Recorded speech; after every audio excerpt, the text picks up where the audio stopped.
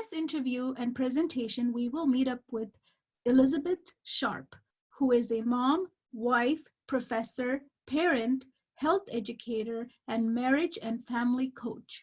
She has been married for 22 years and has a 17-year-old daughter and a 5-year-old son, both with learning disabilities.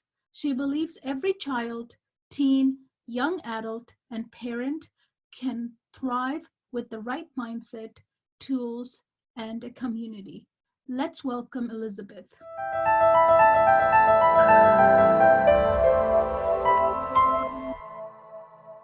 Thank you so much for coming in today. It's a pleasure to have you. Thank you for inviting me. Awesome. So I want to start off by asking you, you're a homeschool mom and you have a daughter who's in what grade right now? She's going to be a senior. Senior, yeah. So why did you want to homeschool her? What can you share us your story?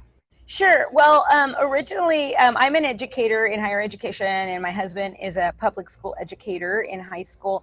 And when my daughter was in kindergarten, halfway through the year, she was at a private kindergarten, we realized two things. There were a few things that kind of stuck out to us. One was that time was going so fast, and I really wanted to spend time with her. And so I just felt that kind of time was moving. And that was calling out to me. The second thing is, while it was a really nice, very developmentally appropriate private school, I really felt like some of the values that were being taught were just not in line with our own core values. And at that time, I had met a lot of parents that were homeschooling their children. I'm from originally the Bay Area, and the Bay Area is a huge homeschooling hub. And I really noticed a difference in homeschoolers. I really noticed a little bit of more maturity. I noticed most of them were just a little different in a really good way. And that attracted me to it, even though I really felt that I couldn't do it and I felt that I would go crazy trying to school. I'm not a very patient person, so I didn't think I would do it. But we went ahead and took the lunch, and that's what happened. And here we are, senior year. Awesome. But you did this while you worked, though. You didn't. Always. I've always worked full time. My husband works full time. We've always worked and homeschooled, and I didn't realize that it wasn't really possible because I was doing it, and so I didn't really think much about it. Although one of the myths is that parents don't work while they homeschool, and that is just not true. I've actually mentored and coached single parents who work and homeschool. So they're all out there, all kinds of parents for different reasons in different situations that do homeschool. Yeah. So what advice do you have for parents? Because we're now at that, a lot of families are at that place, right, where they're working and homeschooling. Yeah.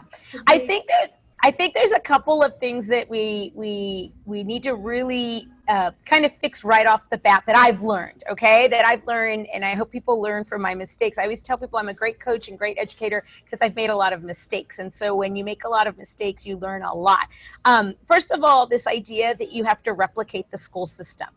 You have to not go into this thinking I have to replicate exactly the number of hours. I have to replicate everything they do in a traditional school system, because personally, between you and I, a lot of what's in a school system is fluff, what I call fluff. It's stuff that really is not necessary, whether that's my least favorite, a Halloween parade or a party or an assembly, or just these other things that really are not essential to what we're trying to achieve with our kids. So a lot of it is fluff. No offense to my educated teachers that are out there. I know you guys are doing a great job, but they have no control over the schedule, and much of it is driven by standards and mandates and things that really are not essential. So first thing is, you're not going to replicate the school system, nor should you try. Okay, so that's the first thing. The second thing is, when we work in homeschool, we aren't going to replicate the environment exactly as it is in a traditional classroom. We're going to do what works for the child, and I've always taught in what I call chunks and windows of opportunity. We've never sat between 9 and 3 at the kitchen table and done all the subjects in a row. It's never worked that way. It hasn't worked for my learner. It's all about, here's the time that I have, whether that's day, whether that's evening, whether that's weekend, whether dad takes a part of it, if dad is open to that. And dad can do, like my daughter this year, she's a senior. One of the things that she's learning is automotive, right? How to fix your car and when do you change? She just did her first antifreeze cleansing in her carburetor. I mean, those are homeschooling. And so the next thing is that everything is homeschooling. Homeschooling has an academic component, and I always tell parents the thing that's most important in homeschooling is reading, writing, vocabulary, and math, right? Those are the things that we want to make sure children become competent in their journey based on their level. And so that's 4 things. Notice I said that was 4 things, right? Reading, writing, vocabulary, which I could talk about why that's so important, and math. And I always say functional math. I'm not a huge, I'm a college teacher, and I'm not a huge advocate of higher level math until 1, the child is actually ready and wants to thrive in a higher level math. And 2, is that higher level math really necessary at the high school level?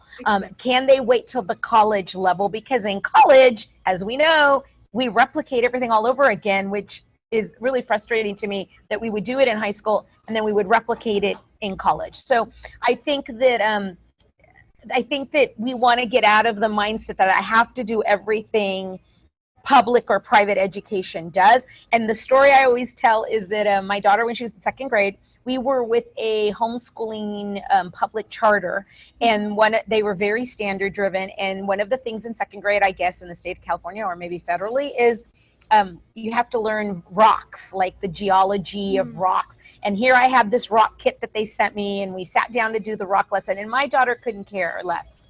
She couldn't care less. I couldn't care less. We don't care about rocks. Both of us don't care. And guess what? She's a senior now and does amazing things, and rocks really aren't part of her everyday learning experience. And for me, I couldn't tell you the difference between, granite and quartz, except I know what diamonds are, right? Because those are important for a woman. But other than that, I don't care, and nor is it necessary. So I think we have a lot of things in our education system that comes from a liberal education perspective that really is not necessary. So parents, chill out. And let's focus what I call them the 4 things that I think are the core that children need to master, and master it efficiently. And I believe in doing depth, meaning learning something really well versus learning lots of things not well. Yes. And so that's what I tell people who are doing any type of homeschooling, especially if you're a homeschooling working parent, to just focus on that core, and everything else, science, history. I'm an unschooler, so my philosophy is I believe that except for core subjects, children should choose their subjects. So one of the things I do with my daughter, I've always done every year, is I'll pull out, for example, the 4th grade standards in science, or in this year, the 12th grade standards in science. And I'll print it out, and I'll say, which ones of these are interesting to you? What do you want to learn about science? What do you want to learn about history? What do you want to learn about social studies? And most of the times those are related to current events or to really practical things that interest my child. And through that process, we're also doing reading and writing, and we're doing a lot of things. Yeah. So it really helps you have an engaged child. And it also takes the pressure that I must do every single subject that my state requires. Yeah, it's very hard to do that. Exactly. Thank you. And you talked about one of the myths, I think, earlier, but there are more, right? About moms. Can you share a few more of that? One of the myths is that we all don't work. Well, definitely that's not true. Another myth is that we're all highly educated formally, and every parent that homeschools is super smart in different ways. But most parents who homeschool are not formally educated, meaning they probably don't have a college degree. And so there's this myth that we have to have degrees. And I have coached and worked with hundreds of homeschoolers. I've been part of homeschooling community now. We're going on our 13th year, and most people aren't. Some are. I've met people who are doctors in homeschool, and they're actually doctors. And I've met high school dropouts and everything in between, because number one, if you build a community of support and there's a subject that's not particularly a subject that you want to teach, we can do lots of things. We can hire a tutor. We can take a class. We can have our children be in a co-op. I did that for, like, I don't really like teaching art, and I did teach some art, but I did a lot of art co-ops for my daughter where she did at the time that she wanted to do art. So there were lots of things that I didn't teach in the journey, and there were a lot of things I did teach. So it just depends on your skill set. So that's another myth. The other myth is that we want to keep how will our children ever learn real life experiences? And that's the funniest one, and the one that kind of gets on my nerves as well, is your child. My extended family really has trouble with homeschooling. They're very traditional. They don't think homeschooling is an option, and they, well, how will she be in real life? And this idea that homeschooling parents want to keep their kids in some plastic bubble and not expose them to the ills of the world. That's just not true. First of all, most homeschooling parents either homeschool because their child needs more time, or they need to accelerate learning, or because of values, or because they're doing things like acting or modeling. Or in my particular case, my child ended up being a competitive all-star cheerleader, and along the journey, that takes a lot of training time. So it really worked for us, where she can devote a lot of time to training. That is helpful. So my daughter actually just moved away across the country last year in her junior year, leaves with a host family, went knowing no one in Miami, and we're from the Bay Area at the time. And she manages her own budget, and she deals with a lot of conflict from cheermates, and she did theater arts, and she did Girl Scouts, and she's been involved. She serves in her church. She's done so many things. So this idea that they won't be exposed to real things is just not true. If that's important to you as a parent, you will find those things to do. She's dealt with conflict. People say, well, how will they be socialized? Well, whenever there's two people in a room, there's conflict. And she's done co-ops and theater arts, and there's been conflict in those things. And if you know anything about cheerleading, there's conflict in cheerleading. And she's had to work with many types of people, many types of ethnicities, many ages, and dealt with a lot of challenging things in her journey as a student and as a human being. So yeah, so that's another bit. One of the biggest myths is that children won't be socialized, and children won't know what the real world has to offer, and yet that's not true. The opposite is true, isn't it? Yes. They're so exposed. Yes. In the right ways, and it's always close to their interest. Mm-hmm. Right. Very interesting. And you say provide the right mindset, right? Mm-hmm. Like providing the right mindset. What do you mean by providing the right mindset? That's great. So there are three components that I always teach, no matter if I'm coaching any subject with parents, or I've gotten the privilege of coaching actually adolescents at one point, is that you have to have the right mindset, you have to have the right tool set, and you have to have the right community of support. And so mindset has to do with how we think about things and how we look at things. And everything in life is a mindset choice, meaning we have the opportunity to look at something, and the three components of mindset are our emotions. How do we feel about something? How do we make choices about things? And so our mindset is very much driven by emotion, and particularly for women, very much driven by emotion. And then we make decisions based on that emotion. And sometimes that is correct, and sometimes it's not correct. So for example, one of the mindsets that people are think about negatively about homeschooling is that my child won't go to college, or they won't be ready afterwards, or maybe I just want to homeschool for a year, and will they be ready to go back into traditional classroom? And that's the mindset around that is false. It's not an accurate mindset. It isn't consistent with the research. It isn't consistent with what really happens. And so we have to make a choice to say, well, if I choose to homeschool for a year or forever, my child's going to be prepared, and I have to find the right tools, meaning the right classes or the right tutoring or the right curriculum or the right structure that works for us, and then find that community of support, other homeschooling parents who have had success with their children, to give me support or advice in any way. And that's what I did, because in the beginning I didn't know what to do, and I sought out those parents to mentor me and to guide me. One of the things that I do is you should definitely join a homeschooling local group, both national groups, regional groups, and then there's local groups in your community to provide that. And so this mindset that my child will not be successful in life because they're not in a traditional structured classroom is really just a false mindset. So that's one of the many mindsets, but Yes. that's the most important in homeschooling. And homeschooling now more than ever has more resources and support ever. Many people have been homeschooled. One story I tell my students all the time is that Mark Zuckerberg, dropped out of college. Bill Gates dropped out of my alma mater, Washington State University. Mrs. Fields Cookies, who has a national cookie chain here in the U.S., was a high school dropout. And we could go on and on and on of children who've either dropped out of school or didn't have the right credentials. But what they did have, those individuals who've done great things, is the right mindset and the right tool set. And so that's what it boils down to giving our children the right mindset and tool set around what they need to know for whatever you feel is important for your family. And I think that that's most important. Yeah, very, very good.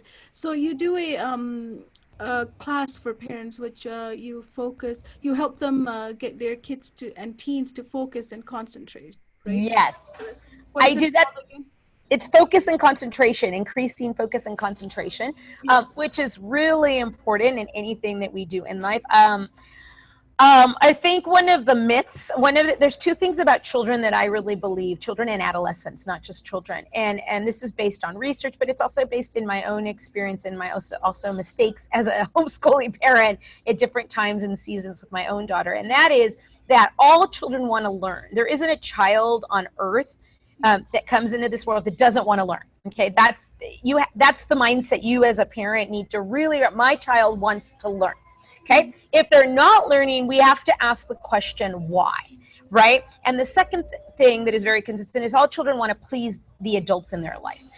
All children have a high internal need to please their parents, their teachers, their coaches.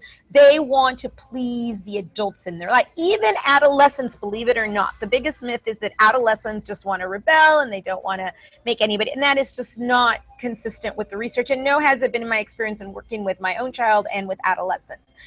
So we start from that premise. Now, if they're not doing well in school, in life, at work, then the question becomes, we have to go on a strategic hunt of why, since we know all children want to learn and we know all children want to please the adults in their life. And one of the areas that people miss is focus and concentration, meaning they don't understand that focus and concentration is a skill set. It doesn't come naturally to every human being. It is something that we have to learn, starting from when we're born, and different things developmentally will affect that, and different environmental factors will affect that, and different physical factors. So I do a whole training on what are those factors, what are the things that we need to look for, because if a child's having trouble concentrating and focusing on the things that they need to do, then we have to try some different strategies and look at the environmental factors and figure out which one is affecting my child negatively. Even for adults, it's the same thing for adults if you have trouble focusing or concentrating, which I can't imagine any adult that doesn't at some point in their life. Mm-hmm. I'll let you explain little about the how behind that presentation. Yes. You do in a little deeper way. So going forward now, you are on a mission. Yes. Happening. So tell us about your mission. One of the things based on my own story, so through my journey, I'm a first generation college student. I went to college. I'm a college teacher. I teach child development. And through my journey, one of the myths that we continue to replicate in society is that go to school, get good grades, go to college, and everything will be okay, and you will be successful at whatever it is that you do. I think that is one of the biggest myths we sell children. Am I saying people should not go to college? Absolutely not. I'm not saying that. What I'm saying is that I've learned that school did not help me have a successful marriage. I have a divorce under my belt. My husband and I almost ended up in divorce course again, but we just celebrated our 22nd wedding anniversary, and that's how I became a marriage coach. Right? One of the things that I thought is that when I began homeschooling, that my daughter would just learn and she would do workbooks and this would be so easy, and it wasn't. It wasn't. And along the journey, we learned that she had 5 learning disabilities, and she was a different kind of learner, right? And so school, my own training, I have a master's degree, did not prepare me to deal with my child in any way, shape, or form. Okay. Number three, homeschooling is about your own character. And so I wasn't patient. I am not a patient person. I'm an impatient person in recovery. I tell people all the time. Um, um, and so I had to learn how to keep the heart of my child, meaning I think the biggest number one goal we have to do as parents is not to ensure that our children get straight A's. It's that we keep the heart of our children so that we can influence our children in their life's journey, because we know better and we've been through the journey, but they won't listen to us, especially adolescents, if we don't have their heart. So I had to learn that, right? I had to learn, how do I keep the heart of our children. Nobody taught me how to be financially free. Nobody taught me how to do a budget. Nobody taught me what debt was. Oh my God, it got me into so much trouble that I'm now learning to dig myself out of. I wish that would have been something that people taught me. And the last thing is, nobody taught me what my calling and passion was. I went, I got a degree. I thought I was going to be a counselor. Little did I know that counseling mental health, while I love components of it, is not what I'm wired to do. And we don't teach children to live out their calling and passion. We don't teach adults to do that. And I learned that homeschooling can be a vehicle to do that. And so my mission is to give people the right mindset, the right tool set, and the right community in order to excel financially, to excel parenting, to excel in marriage, to excel health. I became a health coach because I avoided a hysterectomy. They wanted to do a hysterectomy on me. They wanted to give me a bunch of drugs. And I said, no, that's not okay. And I learned to heal my own body. And so that led me down that road. And so I believe, and now I'm, a homeschooling coach, I believe that people need tools. They need the right mindset. They need tools that are simple and easy and effective. And they need the right community of support. And so I think that whatever you want to do in homeschooling or any other area, if you have other people that don't get what you're doing, you need to not talk to them about it, because my extended family, my husband's extended family, does not get anything that we do. They don't understand homeschooling. They don't understand holistic living. They don't understand the values that we really want to impart in our child. And so you have to find that community. So that's my mission. Whatever area, find the right mindset, find the right tool set, find the right community. And part of that is finding a coach or attending like the functions that you do, conferences and webinars, to learn tools, real tools that might be helpful to you as a parent or a spouse. Yeah. And what it allows the parents is education, right? Like you get educated on this. You're not alone. Yeah. Another thing is, you're not alone. You've got all these people on the same page as you. Everybody has the same worries. Yes, every parent has the same. And the other thing is, one of the biggest myths is that you have to have a degree in something to be competent in something. No, you don't. Now, sometimes you need a degree to get that job, right? Because that's the way society functions. But I am a holistic health coach. I can tell you 5 hours of health. I'm not a doctor, and certainly I would never replace a doctor, but I can certainly educate you on how to, build natural immunity, which is another topic I love talking about right now, given that immunity is on everybody's mind. But again, I've learned more now than I actually did in college. I tell people all the time, the degree is a tool that allows me to teach in a college environment, but it isn't what makes me a good educator, and it isn't what makes me a good homeschooling mom, because I knew nothing about homeschooling. And the last thing is, I wasn't perfect. And so the other thing that freaks parents out is you don't have to be a perfect homeschooling parent. There were weeks where I don't know what we did. I think that I tell people, take it one day at a time. One of my homeschooling mentors said, you only have to be one day ahead of your child. And that has been always my philosophy. You only have to have one day of curriculum planned. That's it. If you have one day of curriculum planned, that's it. You are ahead of the game.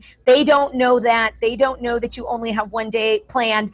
And I think that that is the biggest myth, that we have to be super organized. Are there those parents who organize 30 days in advance? I know them, and I love them and hate them all at the same time, but I'm not that parent. And so, and my child, has some amazing skills, both academically as well as to deal with real life, which I think in the end, that is the most important thing. Can my child function in society in real life? Absolutely. You brought one thing that I want to touch on is comparison. Yes. That needs to stop, because that's what drives everybody crazy. Oh my goodness, yes. I did it to my child when my daughter was young. and we found out she was dyslexic. We compared, will she be successful? I'm an educator, her dad's an educator, and it was a learning thing. If you compare your homeschooling journey to anybody else's, you will fail, okay? And if you compare your child to anybody else, you will fail. Even among siblings, I have a 5-year-old as well, even among sibling sets. Comparison, I always say, is the thief of joy, right? If you compare what you're doing and what you want to accomplish, the most important thing is, what do you want to accomplish with your child? Because that's your child and that's your family. And my family is different than somebody else's family, and sometimes there's crossover. But don't compare. I think you're right. It steals so much from the parent-child relationship, but it also steals from your own peace and joy about what you're doing in life. And with Instagram and social media, the negativity can be that you're looking at people and you're saying, oh, they have it all together. Let me just tell you right now, I'm on Facebook, and that's where I do my stuff. And I know lots of people on Facebook personally, okay? And I've coached these parents personally and marriages. I can tell you, I'm not going to name names, what they're showing on Facebook is beautiful and true, but I know that what's behind that is a lot of challenges, and I'm not going to out them because of confidentiality, but Facebook is not or Instagram a picture of what really is happening with families or the homeschooling journey, right? So please don't ever fall into that trap about, oh, this person looks like they have it all together, they're a perfect homeschooling mom, and they're planning all these things that I just stink. No, that's not what's necessarily always happening. Yes, I agree with you. And in life too, right? Yes. Not just homeschooling. Yes. Our lives are always changing, and there's going to be Yes. challenges. You can't Yes. just look like picture perfect. Yeah, for sure, 100%. So you host a homeschooling boot camp. I do. I have a homeschooling boot camp on, let me see, the August 22nd is when I'm doing it. It's from 9 to 1 Pacific time or Canadian time, 9 to 1. It's 4 hours, and the purpose of this boot camp is designed for new homeschoolers, or maybe those who are not as organized. And what we're going to do in 4 hours, it's a small group coaching environment via Zoom. And what we're going to do is we're going to plan your whole fall semester. We're going to deal with scheduling and discipline and curriculum and choosing curriculum if you haven't chosen any curriculum yet, and community support and homeschooling groups. And you're going to leave that 4 hours, and you're going to have a written, detailed plan on the how. How am I going to do this, and what are the next steps, so that you can feel some stress go down. If you're overwhelmed and you're like, I don't even know where to start, I don't even know where to go, and that's what I'm doing on August 22nd. In 4 hours, we're going to get the fall semester done. Very good. And will you have this repeating afterwards? If there's enough demand, absolutely. If there's a wait list, because I'd like to take just 6, because it is a small group coaching environment. I want to give individual attention to every single person. It's not like a lecture. It is a working meeting. It isn't like you're going to sit there, listen to me for 4 hours and leave and not know what to do. No, we're going to work and write and type and do some research. It is definitely a working. If there's a demand, I definitely would be happy to do that, or can do one if you have some friends you want to do it. Let's say you have 3 or 4 of your really good friends that are homeschooling and you're all a little stressed right now. I definitely can do something that's tailored to a community that you're involved in, or just a bunch of friends who want to do it together. I'm definitely open to that as well. And then I have a homeschooling and non-homeschooling support group. And so I have a group on Facebook called Successful Parents, Successful Teachers. And in that group, every Monday night in August, I do a free training. And I also provide resources and information. And also we'll be bringing guest speakers in there to speak on specific topics that I may not be as versed in. And so it's a place for you to come and learn and also ask questions. This is what I tell people. In there, I'm your private coach. So if you ask a question, I'm going to answer it for you. And it's a great place to go. Yeah, exactly. Thank you for sharing that. Thank you so much for coming in today. This is awesome to have all this knowledge from you. Amazing. Thank you. All right. No, you're welcome. And I just, my last words of encouragement is you can do this, whatever you want to do. If you have a calling in your heart to either distance education or homeschooling, just keep your child home for a short time or a long time, know that you can do it. You really, really can. But make sure you reach out.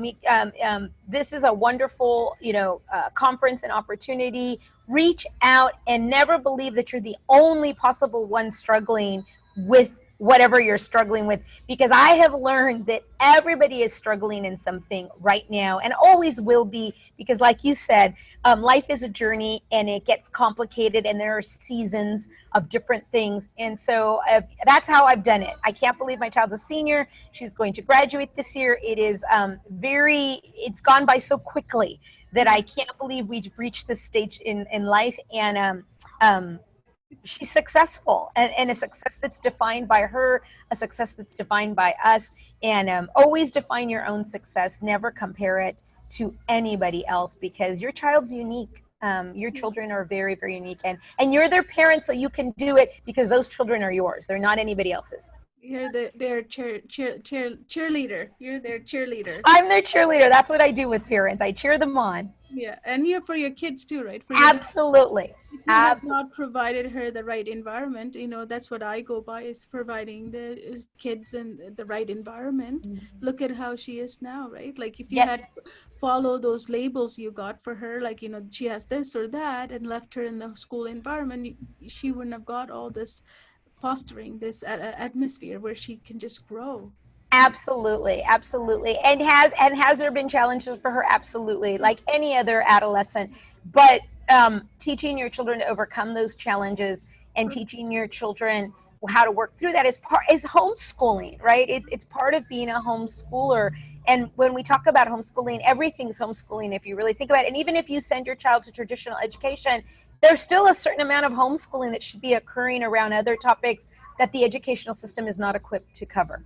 In this presentation, Elizabeth Sharpe will share with you how to get your kids to concentrate and focus. Let's watch her presentation. So I wanted to talk about focus and concentration because it is an issue that we all have to manage and navigate with our children, okay? So I would like to tell you that in 20 minutes, I'm going to solve this problem for you, and that probably is not the case. So the goal is I'm going to bring awareness to some of the factors that affect focus and concentration in children and teenagers, okay? All humans, myself included, in different seasons may struggle with focus and concentration. And there's two premises that I always start with children. And this is my philosophy across all issues with children and teenagers, okay?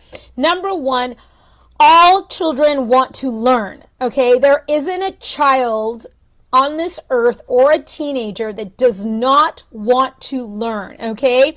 There is no child or teenager that does not want to learn, okay?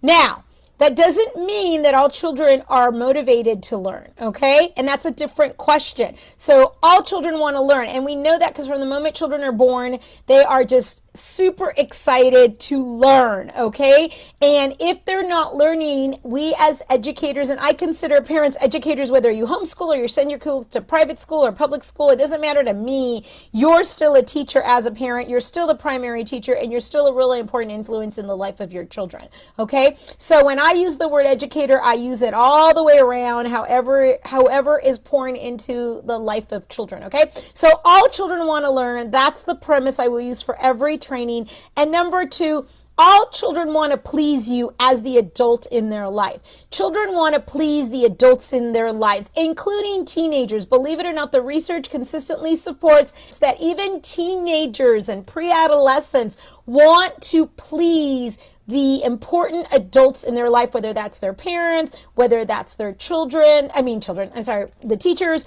whether that's their foster parents, whoever's raising that child, they want to please them, okay? So you as the parent or the teacher need to always start every situation that you're trying to solve with your kids, the kids in your life, is all children want to please the adults in our lives, and all children want to learn. And if you are struggling with focus and concentration or any other issue, it is not because that child is trying to make your life miserable. And it's not because that child is trying to make things difficult for you. Is there such a thing as rebellion and defiance in children and teens? Absolutely. But at the bottom and root issue of defiance and rebellion is what I call a root issue. Okay? That there is something else underneath the behavior. So when we're looking at behavior of lack of focus and lack of concentration, we need to not focus on the behavior. We need to focus on what is the root issue behind the lack of focus and concentration. Because I hate to, I know you guys are parents and you can, I guess on here you can't do little hearts and stuff because I'm doing it on a laptop, but you can post in the comments. Children and teens are very focused and concentrated about things they like doing. Okay, so and so are you. Let's just be real. We're not much different than children and teenagers. And so if they're not focusing or concentrated when you need to, whether that's in school or whether that's, in other situations, then the question becomes, how are we going to bring that out in them? Okay, so here I'm going to throw really quick at you. When you come to these lives, bring a piece of paper and a pen or something to write with. I'm going to throw some factors and I'm going to focus on two of them. Okay, because all of these, there's 1, 2, 3, 4, 5, 6, there's 7 factors I listed, and that all affect focus and concentration of children of any age and teenagers. Okay, number 1, physical health. Physical health, I'm a health coach, I'm a certified feeding dynamics instructor, which means I have coached people on feeding issues of all ages. Health. 80% of our health is in our gut, okay? And if our gut is not healthy, then that affects our brain power, okay? When your gut is not doing well, it's going to talk to the brain. The brain and the gut are always talking to each other, okay? And so gut health is key in focus and concentration, and the research around children and teens continues to support that we have children and teens that have very poor gut health, and if there's special needs, they have certain special needs, and if they have learning disabilities, even more so, okay? And if they're boys, some of you have boys, even more so. And I can't get into all the details, but I will do an intense training on focus and concentration if enough parents want to do like an hour or 2 hour real training on that, okay? So gut health is really important, right? So it is important that we feed our gut and feed it well, right? I know you all know this because every parent wants their children to eat well, and I've posted a few things, and next week we're going to talk about food next Monday night, and we'll talk about what makes a gut healthy and how do we get some healthy things. But it's the obvious. A couple of quick things is please get rid of cow milk, dairy in your child. Animal milk, it does not do well, just really quick, in a child. Cheese and all of that. It really negatively, and obviously refined sugar really jacks up gut health, and also processed food, okay? So I don't want anybody to feel guilty. I realize that we are all busy, and it's all about baby steps. Development. So the other question around focus and concentration is, are you expecting too much from your child? Are you expecting too much in terms of focus? With all of this virtual schooling, my 5-year-old will not do virtual anything, okay, just so you know. He will not get on and learn. His teacher tried in the spring when he was in pre-K. Didn't work. It's okay. So are they able? We expect children to sit or focus for long periods of time, and the reality is adults cannot focus for more than 30 to 40 minutes at a time. That's adults, like full brains and everything after age 25, right? Because the brain is not done developing until after age 25, just so you all know, right? You're not a full adult from a physical perspective until your brain, the frontal cortex, finishes developing, which is responsible for good choices, right? So it is important that we realize that little ones, right, under 8, they are pre-children. They are not full-fledged children yet, and they may not be able to focus for a long period of time, okay? So don't expect too much from littles. I believe in breaks. I believe in something called a visual timer, and I didn't bring it with me, but there's these things called visual timers, and sometimes when it is good for for littles especially, but also I use it with my teenager as well. It is important to visually show children how long they have to do something, because they don't understand time, right? And so visual timers you can get on Amazon, or you can get them at Lakeshore, are really helpful in showing children how long something is going to take. Okay, so we need to really realize that developmentally, children may not be able to sit, and children under 5 typically cannot sit for long periods of time, maybe 5 to 7 minutes, not really long period of time, right? So we really want to not expect too much from children, which is why I don't take 5-year-olds shopping with me, and I don't take 5-year-olds a lot of places, because my son can't hang in a lot of different things, which leads to environment. So then the third thing that may be affecting focus and concentration is the environment. If we're talking about whether it's school or whether it's getting them to do things around the house, is the environment set up appropriately for that child? Some children do well in bright lights. Some children do well in light lights, right? Not a lot of lighting. Some children do well with noise. Some children don't do well with noise. Some children do well sitting. Some do well standing. So one of the things we need to realize as educators is that different things function for different children, and we shouldn't expect children to all do homework or study or do a task in the same way, because it may not work for them. And so I always love giving children a lot of freedom in choosing where to do what they got to do, whatever that is, as long as they're not bothering anybody and as long as they're staying on task, right? So you may have to work with your child, and depending on the age. Now, if they're real little and they don't have that vocabulary or that knowledge of what works best, you might have to try different things. If they're a little older, 7, 8, 9, 10 and above, they may be able to talk that through with you. Where do they do their best work or focusing? And it might be outside. People who are natural, what we call, naturalists in terms of learning, outside is way better for them, okay? And so maybe that might work really well for them versus inside. So it just depends, and you have to play around with that, okay? I'm trying to keep this, really, short, so I'm gonna book through these, but ask questions and I will answer the questions, okay? Stress.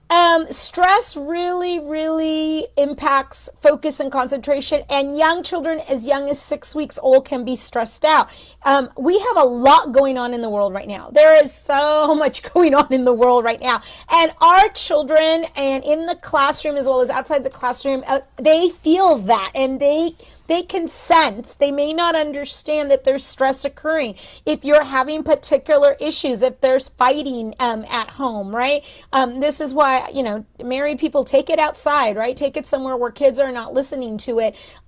They're going to respond to stress. Many children are, depending how you respond to the coronavirus will determine whether your children are stressed about the coronavirus. I mean, that's going to affect their stress and concentration. Are they worried about school? Are they worried about moving? Are they worried about all kinds of things that they may, especially the younger the child is, you haven't given them a vocabulary to talk about this stress. So it's important to utilize books. I love utilizing books with little children on stress and challenges. Even with older children, assuming they like to read, you can also use, there's a lot of really great stuff on YouTube. I'll post some stuff. Children have stress. You may not think they do, but they do. Are they toilet training? One of the most stressful things ever is to learn to feed yourself and toilet train. Are they moving schools? Are they concerned about online learning and they hate online learning?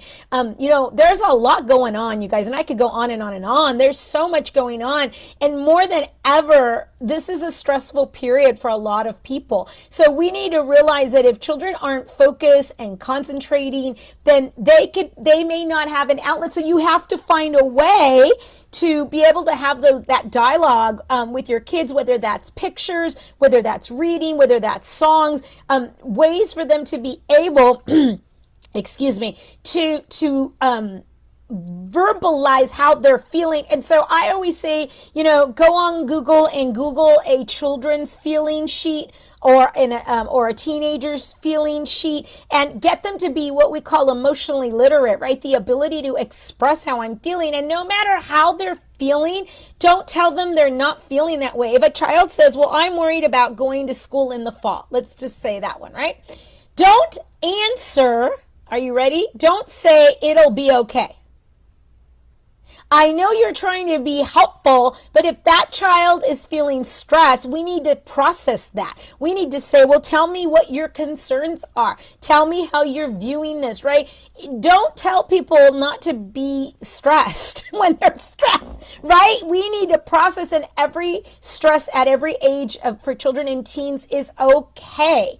Right? It's okay. All right. One thing I forgot to say in terms of development is remember that hormones play huge into this. So if you've got children 9 and above, we're dealing with a lot of hormonal issues from ages 9 and above. So anyway, that's why Monday we'll talk about health, right? Because we're dealing with hormones as well. And a lot of us are women. We understand hormones, right? Whether you're in the years of having babies or perimenopause or menopause, been through all of those.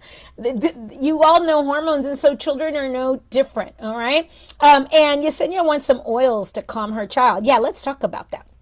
So a couple besides food is essential oils, and everybody who knows me knows I'm a huge essential oil fanatic, right? I'm a fanatic. We use essential oils for everything in our house. You name it, we use it, right? And not just any essential oil. It's got to be a really high quality. I only believe in 2 brands. So hit me up if you want a brand. But you want to really find high quality, pure, certified therapeutic grade oils, which means food higher than food quality, right? And so Yesenia, let's do some. My favorite for focus and concentration is frankincense, right? So frankincense is an amazing focus oil because it brings oxygen to the cells, and that means that when we can't focus and concentrate, it means we don't have enough oxygen in our cells typically, okay? Frankincense is amazing. Lemon is amazing as well, and very mild. And so you can either put oils in a diffuser and diffuse it in the environment, or you can put it underneath their feet and at the base of their neck, which is if you feel the back of your neck, the little triangle in your neck, that's the skull of the brain, and you can put the oils there, right? Again, high quality oils. Don't be putting nothing on your body that isn't high quality, right? And you didn't get these at Walmart. Don't get them at Target. Don't get them at the dollar store, okay? So you want to use really good qualities. Hi, Marina. Nice to see you, honey. So, so oils are a wonderful non-toxic way versus medication, right? And Monday we can talk a little bit more about medication. I'm not super pro medication unless someone's dying, okay? So there are a lot of things we can do with food and essential oils to heal the gut, to get people to focus. And I use oils to focus myself, and I use it on my little one. Another one that's really is lavender. Lavender can be either make you go to sleep or it can help you focus. It depends on your body chemistry. I find that in my son, it helps him focus. And also Roman chamomile can also be sleepy or it can be focus. And it just depends. And if you are a big fan of doTERRA, they have a wonderful child's focus blend, and I don't know what it's called right now, and they also have another blend for maybe teenagers and adults called In Tune. So they have really, really great focus oil blends already pre-mixed for you, ready to roll, okay? So those are a couple of my favorite, and hopefully you can get your hands on some of those. All right, moving on, interest. The other thing why children and teens don't focus is they're not interested. Can anybody laugh about that? How many things do you focus on that you're not interested? Children have interests, and guess what? The older they get, the better they're going to tell you, I'm not interested. Now, that doesn't mean that they don't have to do the things they have to do. And so we want to figure out how to motivate them, right? We want to make sure that we motivate them to do things. And a couple of things, the visual timer really works. And then I'm a huge fan of the love and logic model of discipline. because I'm going to talk about discipline is another factor, and that is, look, I get you don't like math, right? Maybe math is not your favorite topic in the world. Well, how do you want to do your math? Do you want to break that up? Maybe you have 6 problems, let's just say. And do you want to do all 6 in one shot? Do you want to do 2 and then 2 and then 2? Or you want to do this and then do this and then come back to the other 2 problems? In other words, the math is going to get done, but maybe we need to break it up a little bit, right? Because again, depending on stress or interest level or environment or development, we're going to have to figure out what is going to work for that child, right? And you're going to have to try a couple things. It doesn't always work on, the first shot. Okay.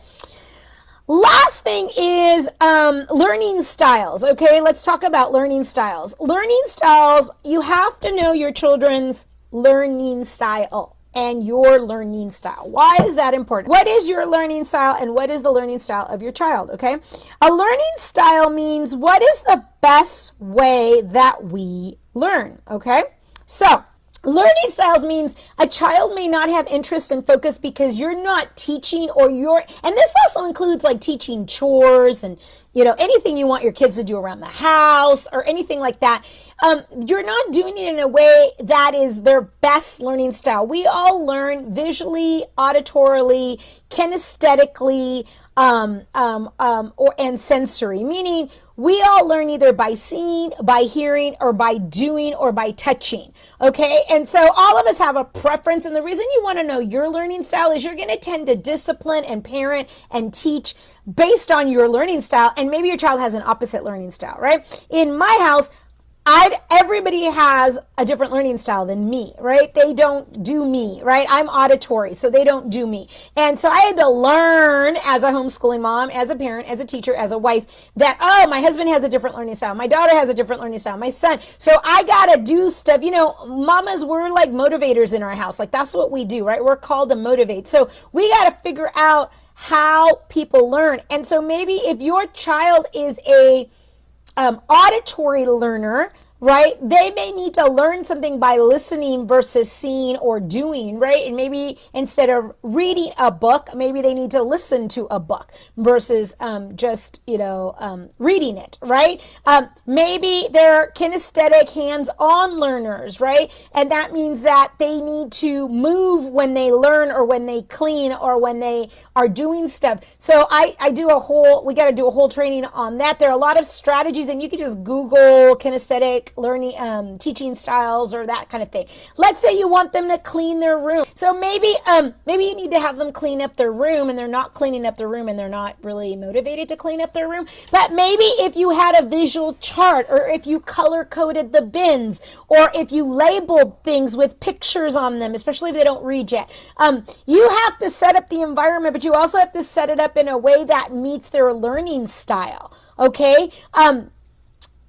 Kids want to do well, but maybe they just don't have the appropriate environment that's set up within their learning style. Maybe they're sensory. They need to touch things, right? They need to sit in a comfy chair that's super comfy because the hard chair makes them fall asleep. And that is really true. We had my husband's office was upstairs and we had this awful chair and we never found a new one.